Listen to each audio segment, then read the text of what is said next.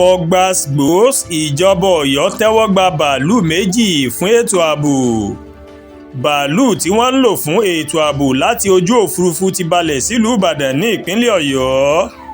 Ọkọ̀ òfurufú méjì náà ó wà lára ìlérí tí gómìnà ìpínlẹ̀ Ọ̀yọ́ Seyimakinde mà ṣe fún aráàlú lórí ètò ààbò.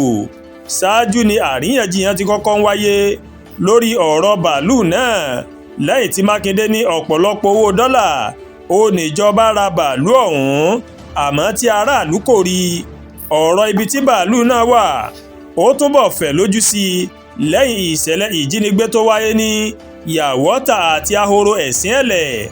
Àwọn aráàlú kan wọ́n mọ̀ sọ lásìkò náà pé tó bá jẹ́ pé ìjọba ti gbé bàálù náà wá ni yóò rọrùn láti tètè ṣe àwárí àwọn akẹ́kọ̀ọ́ àti olùkọ́ tí agbésùmọ̀mí mà jí gbé ní ìjọba ìbílẹ̀ Oríire. Bẹ́ẹ̀ làwọn míín sọ pé irọ́ ni Mákindé ń pa àti pé ó ti kó owó bàálù ọ̀hún sápò ara rẹ̀.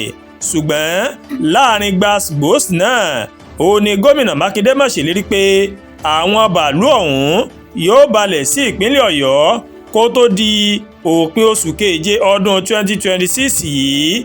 Wàyí o nínú àtẹ̀jáde kan tí kọmíṣánná fún ìròyìn ní ìpínlẹ̀ náà Dọ̀tun Oyèládé fi léde ó fìdí rẹ̀ múlẹ̀ pé àwọn bàálù ọ̀hún ó ti dé sílùú Ìbàdàn. Oyèládé ní pẹ̀lú bí bàálù náà bó ṣe balẹ̀ sílùú Ìbàdàn ó fi hàn pé Seyimakinde ti mú ọ̀rọ̀ rẹ̀ ṣẹ lórí ọ̀rọ̀ àwọn bàálù náà. Ọjọ́ kẹjọ oṣù keje ọdún 2026 yìí ó ní ìjọba Ọ̀yọ́ ìmọ̀ ló máa ra bàálù náà lọ́nà àti mú kí ètò ààbò ìpínlẹ̀ Ọ̀yọ́ kó ṣe déédéé.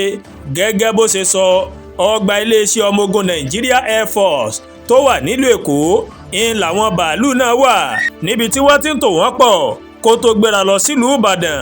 Ọmọọba Oyèládé ó wá parí ọ̀rọ̀ rẹ̀ pé bàálù ọ̀hún yóò wúlò láti ṣe ìrànwọ́ ètò ààbò fún àwọn ikọ̀ elétò ààbò tó fi mọ́ ikọ̀ àmọ̀tẹ́kùn àtàwọn iléeṣẹ́ ètò ààbò míì ní ìpínlẹ̀ Ọ̀yọ́. A kí gbogbo ìpínlẹ̀ Ọ̀yọ́ pé ẹ mọ̀ kú oríire o. Àdúràgbà Olúwatóyìn ló ń kàròyìn sí létí láti kàn ní eyayorubaworldtv.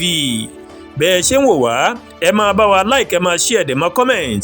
Ẹ má tún gbàgbé láti bá wa subscribe sórí YouTube channel wa kẹ́ wá bá wa tẹ notification bell láti lè máa wo ètò wa lọ́kọ̀ọ́jọ̀kan tó bá ti gorí ìkànnì yìí.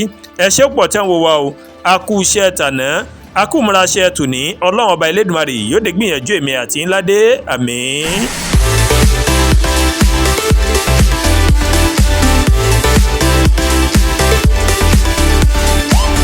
Eyayorubaworldtv ìkànnì tó sojú ọmọ kóòtù òjìire.